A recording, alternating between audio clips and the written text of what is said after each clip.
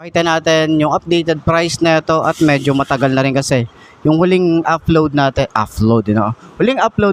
para dito sa may Rusiflame 150 na carb type Euro 3. Okay, so una nating nakita dito ay yung cyan color. Meron pa rin sila rito, papakita ko na lang din sa mga susunod na vlog. Pero yun na nga yung kanilang cash down payment at yung kanilang monthly, and then syempre may rebate pa yan ng 300. So sa tingin nyo, sulit nga ba yung ganitong motorcycle? So ayun na mga best, no? Sa lahat ng mga nagtatanong magkano nga ba ang ganitong motorcycle, ito ay nagkakahalaga ng 62,900 kapag kinuha nyo ng cash. At syempre available din yan sa installment. At sa mga naghahanap ng ganyan, ipapakita ko na lang din dyan sa screen nyo kung kano nga ba ang kanilang down payment, yung terms nila at yung rebate nila. So sa tingin nyo, sulit nga ba ang ganitong motorcycle sa kanyang presyo? Comment na naman nyo sa baba para at least malaman naman natin kung ano nga ba yung mga saloobin nyo. At para naman doon sa mga nakagamit na ng ganitong motorcycle, baka pwede nyo i-share dyan sa comment section ano nga ba yung mga naging experience nyo sa motor na to. Ayos yan, di ba?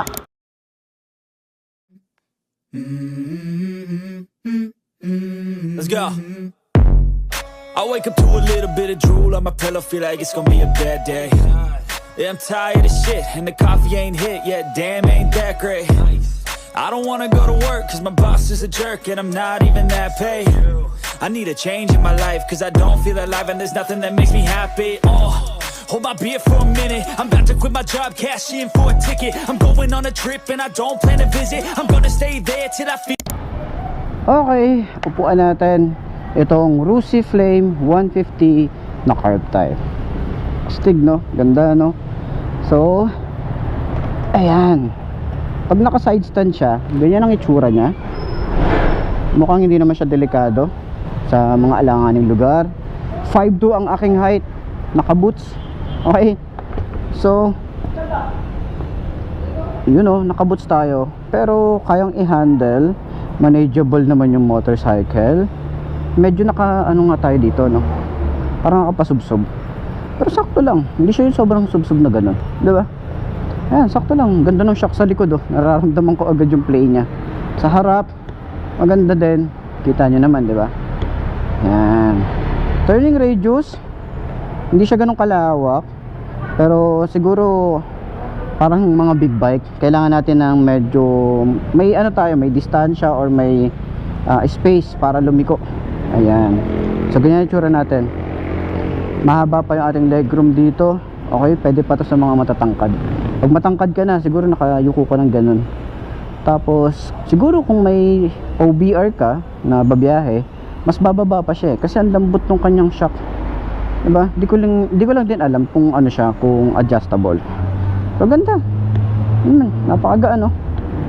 So ayun, para sa lahat ng mga gustong kumuha nitong motorcycle na to, puntahan nyo na lang dito sa Rusi Plaridel branch at yung kanilang contact number, kontakan nyo na lang para dun sa lahat ng mga mag-i-inquire na itong motorcycle na to. Ayos yan. Syempre center stand natin para malaman natin kung mabigat ba siya or kaya naman. Kaya naman, pero medyo mabigat yung motorcycle kapag sina-side stand or sina-center stand. Ano mo ramdam mo di ba? Ayos. She read that room, she know just what to do.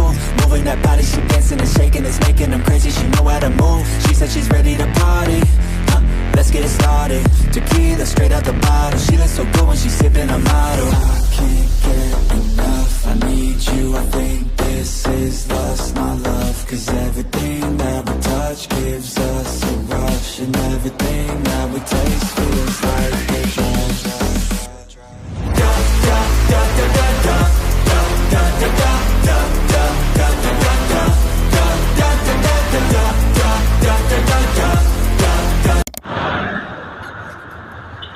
So yun nga, ngayong 2025 upuan natin itong Beeperman 150 RC or Euromotor Beeperman RC 150. So side stand muna natin, you know. So kung naghahanap ka ng mapormang motor tapos sobrang aggressive carb type, okay, so marami din naman kasi talagang naghahanap ng carb type tapos pinang-upgrade nila, pinang-show nila.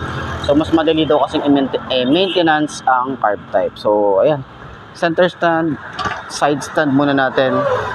Ganyan ang itsura niya kapag naka side stand. So, mukhang goods naman siya sa mga alanganing lugar, okay? So, 5 to ang aking height. Yun o. Medyo medaya tayo rito sa side kasi may, ano siya, may level. Pero yan, ganyan ang itsura natin. Tingkayad, sobrang tingkayad pero manageable naman. Para dun sa mga 5 to na kagaya ko. Yan ang itsura natin dito. Napaka-pogi ng motor na to. Hindi tayo masyadong sub-sub dito. Tingnan nyo naman. Diba? Tapos ang ganda rin ng shock sa harap. Sa likod din. Naka-mono shock. Tapos ang ganda rin ng bounce. Ayan. Turning radius niya malawak din. Diba? Tapos meron pa tayong space dito. Para sa mga gamit natin pwedeng ilagay rito. Ayan. So, napaka-solid na isang to. Tapos sa ating OBR, meron tayong space dito na malawak din. Yung foam niya, gusto ko yung foam niya. Yung pang long ride talaga yung feels natin. Hindi masyadong masakit sa puwet.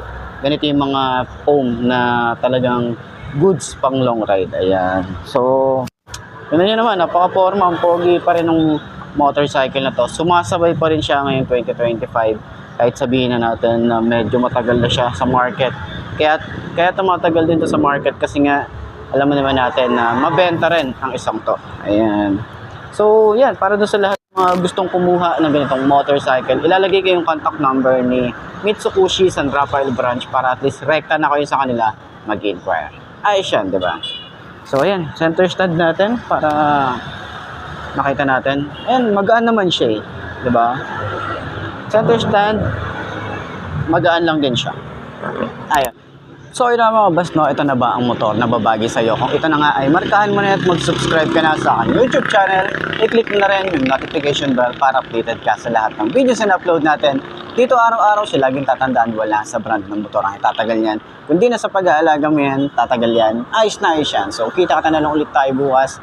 I'm Mark D. Ciao. Maraming salamat sa inyo. Babush.